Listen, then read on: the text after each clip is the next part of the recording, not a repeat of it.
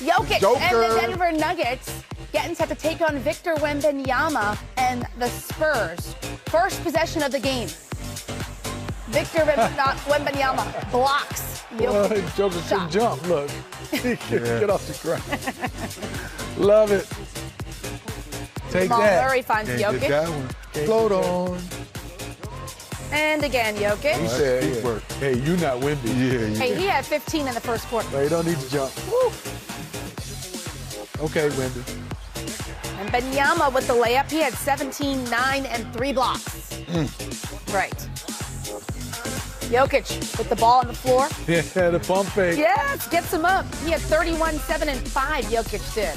Halftime score, Denver up 58-49 in the third. Good ball movement. Man, it's unselfish. Ooh-wee. Just unselfish basketball. Michael Porter Jr. Jamal Murray Murray by himself. They win it, 117. Nuggets did hold them. They did. They sure did. They did. And the Denver Nuggets get their 20th road win of the season. That's one more than they had all of last season, and that was a point of emphasis coming into the season, was we want to be a better road team.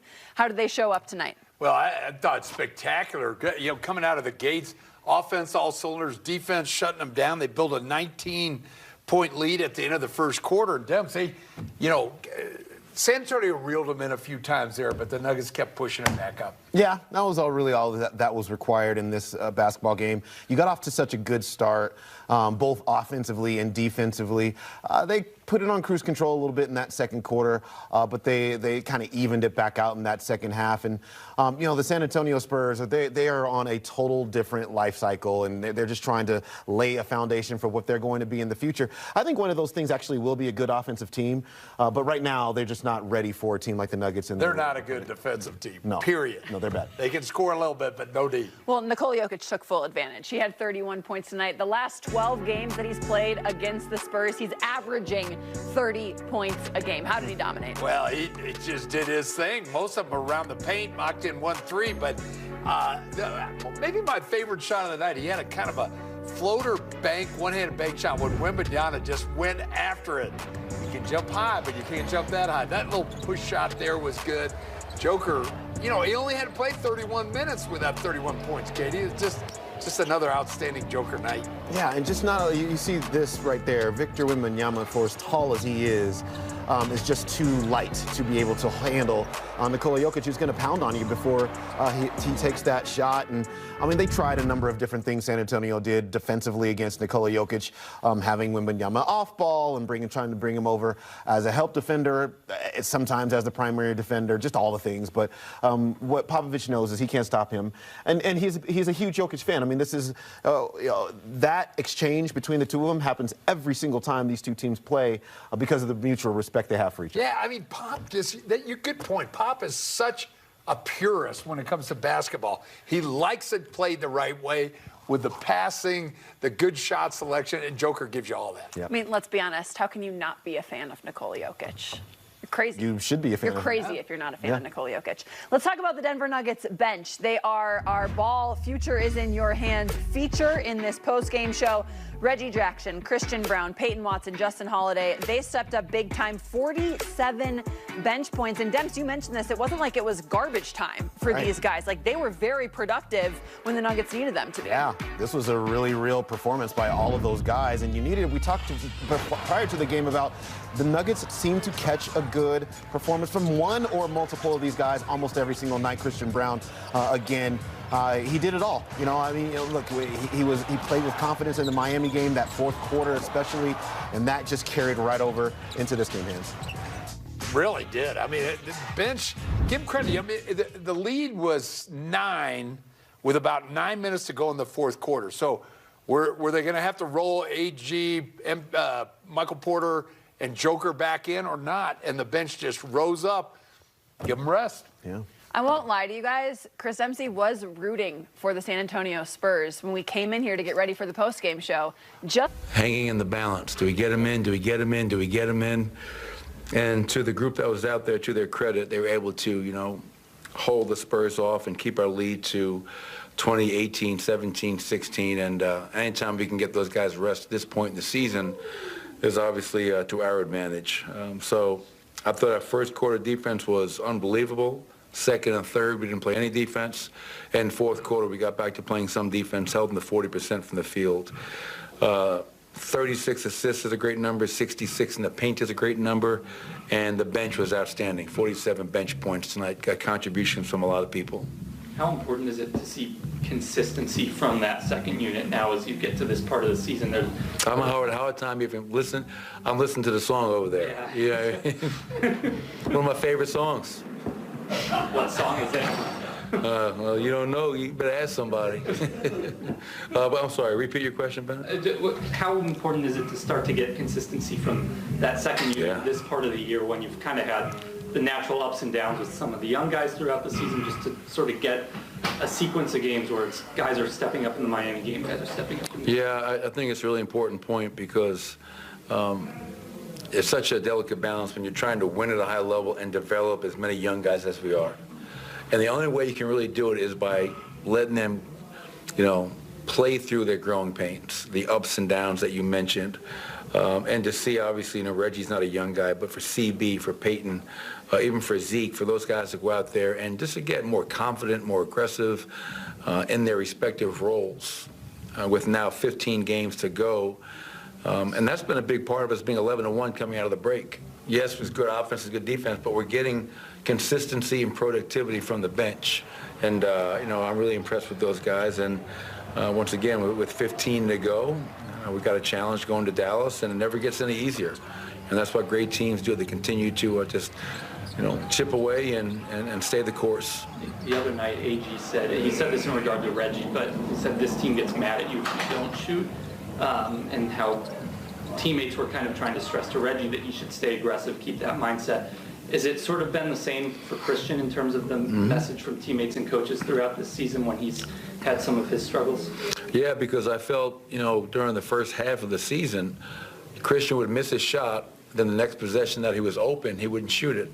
And he'd drive the ball in the traffic and either take a tough two, which analytically speaking is not a great shot, or maybe turn the ball over. And I remember when I met with him and watched film, that was one of the things that was an emphasis, like, you shooting an open shot is a good shot, regardless if it goes in or not. We need you to shoot open shots. And he had that step back tonight, and, I was just so happy for him because now he's shooting it with confidence, and he's mixing in driving, finishing, kicking, rounding, as well as shooting a three-point shot, which is just great confidence. So that's great to see from CB. Coach, you always talk about trust when you mention Justin Holiday. And I thought he came up big tonight. He made that big three at the end of the third quarter. Yeah. Once again, a little momentum builder going into the fourth. Made some threes, made some good plays, had some steals. Yeah. He was good. You know what, like two plays that kind of jump out about, kind of define Justin Holiday. You mentioned the three at the end of the third quarter. 5-point game, then all of a sudden he hits that. Now we're up 8. Little things like that can have a huge effect, ripple effect. And then he misses a breakaway dunk. Doesn't drop his head, doesn't feel sorry for himself, isn't embarrassed, gets back in transition and gets a steal. That's who he is. He's a guy that just plays next play mentality. You look at his line tonight, 5 of 9 from the field, 3 of 6 from 3, 13 points, and 2 steals. So he's a veteran, and every time you call upon him, he's going to do something to help your team win. The league's leading shot blocker has 3 blocks in the league tonight. Let's get one late. But you're center, which people say different stuff about the defense, but I think had 2 blocks. And really was dominant against Wemby in the post. Just describe what you saw from his play tonight. From Nikola or Wemby? Nikola. Yeah, I think the first time we posted Nikola, I think Wemby blocked it. And then, Nikola is like a savant. Okay, I see what he did there. How can I make sure that doesn't happen again? How can I use my body? Get into him, collapse him a little bit, get that hook a little bit further out to take away his wingspan, shot fakes, got him in foul trouble. I think that's a key. If you're going to beat that team, obviously, getting Wembanyama in foul trouble and, getting him on the bench is the best way to stop him. But that kid's got a really bright future. He's only going to get better as he gets stronger. But yeah, Nikola, 31, and just did it in a lot of different ways. One more question.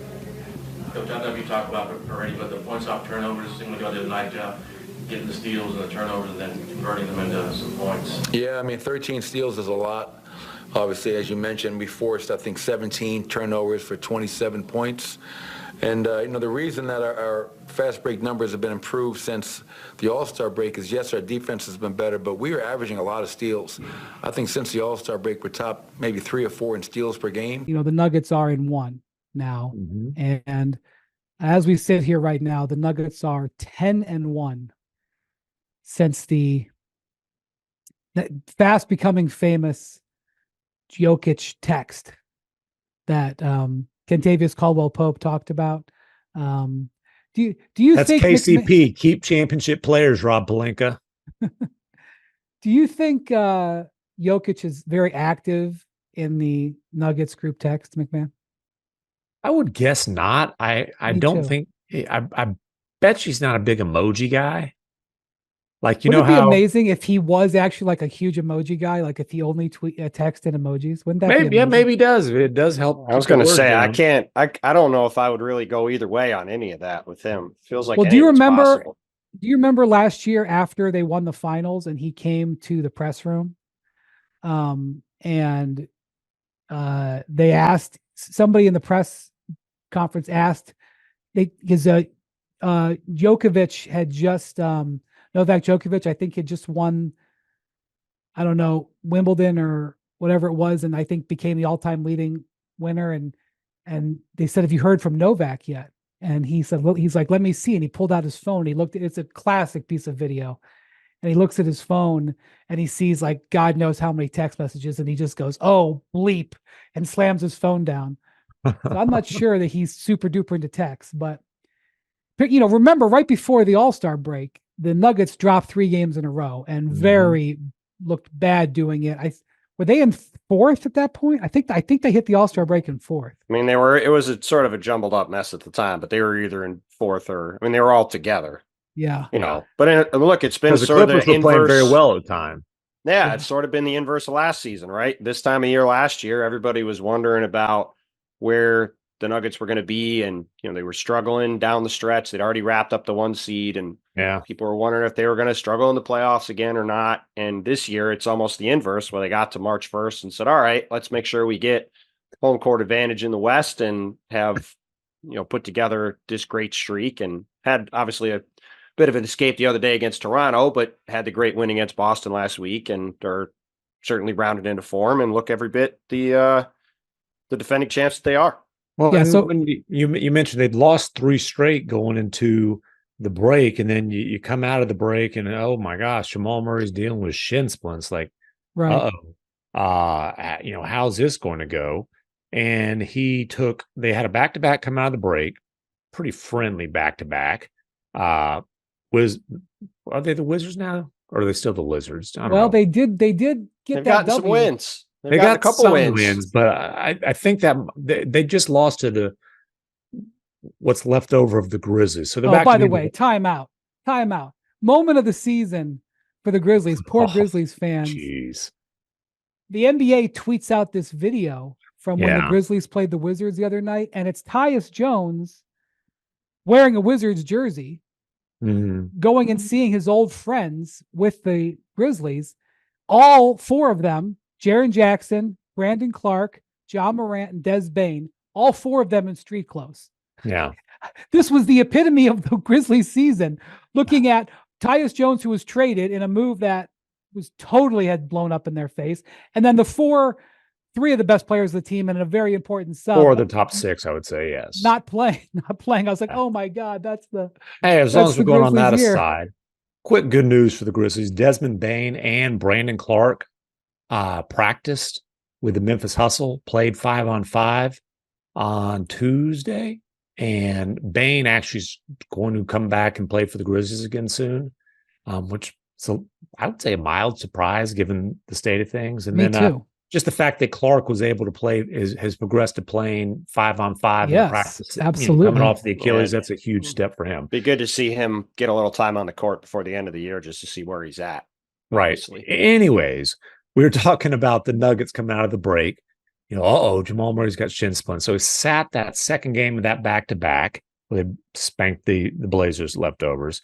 Since then, in 9 games, he's averaging 24 points, 7 assists, shooting splits of 53, 46, 79. Super efficient. Good. And they are 8-1 in those games. So I don't know how concerning Jamal Murray's shin splints are. Overall, he's playing his best ball of the season.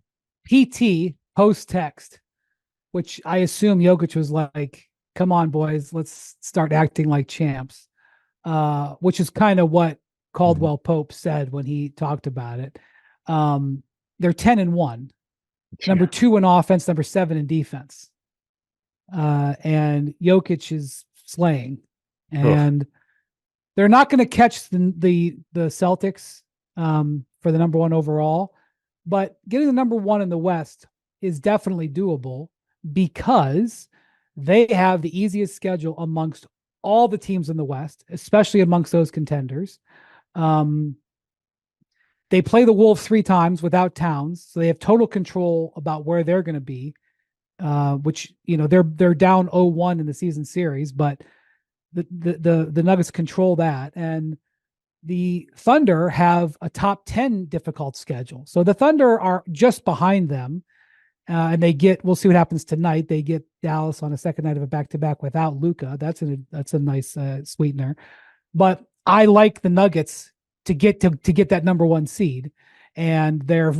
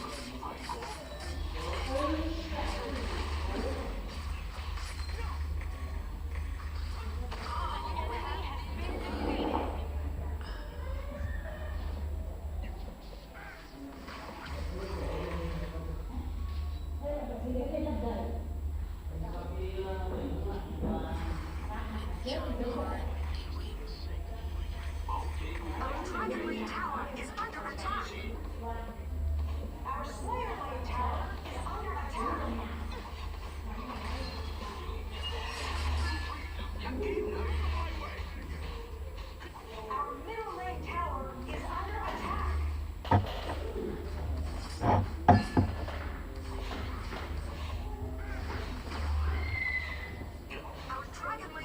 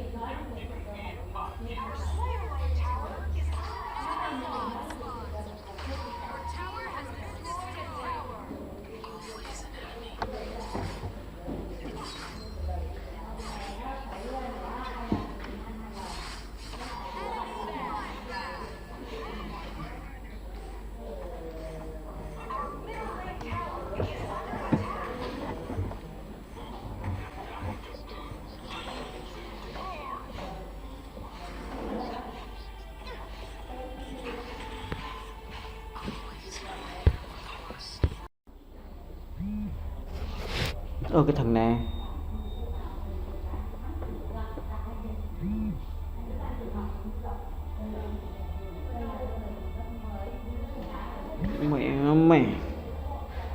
mày thoát ra xem này.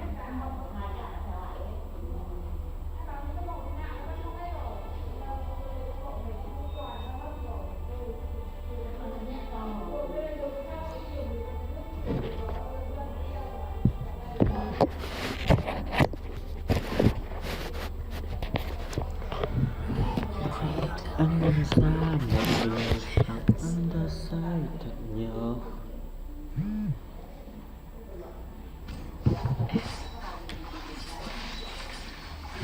Thì chợt anh thay khóc. Ây giời ơi, ây giời ơi.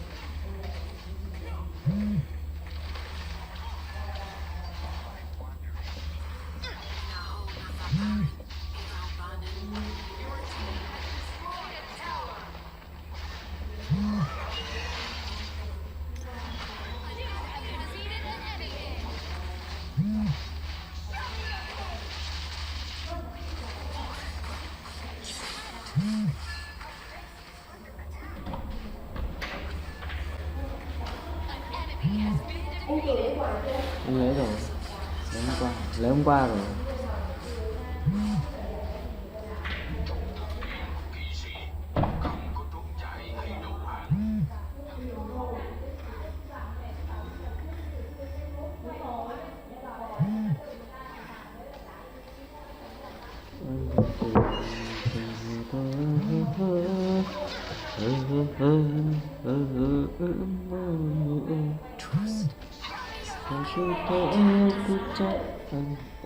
Cái máy này đồ thế nhỉ.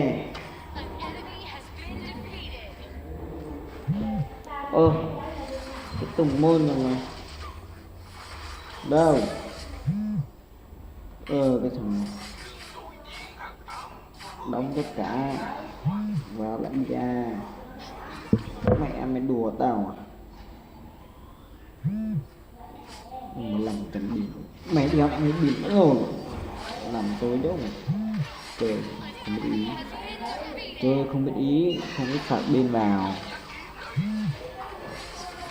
Bố đi được.